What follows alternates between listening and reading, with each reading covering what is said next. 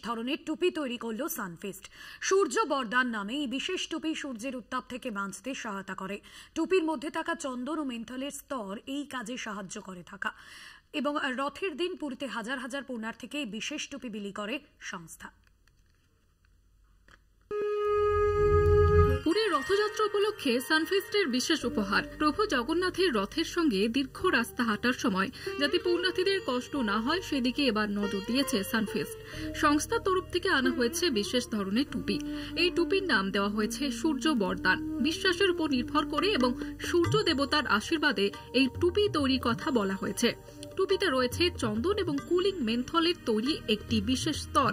সূর্যের আলো সানফিস্ট সূর্য বরদান টুপিতে পড়লেই এর মেন্থলের কুলিং পদ্ধতিটি সক্রিয় হয়ে ওঠে। সূর্যের তাপে গরম লাগার বদলে ঠান্ডার অনুভূতি হয়। একই সঙ্গে চন্দনের সুগন্ধ পান ব্যবহারকারীরা। হাজার হাজার এই টুপি রথযাত্রায় বিলি করেছে সংস্থা। সানফিস্টের এই উদ্যোগে সামিল হয়েছিলেন নামী ওড়িয়া অভিনেত্রী অর্চিতা সাহু।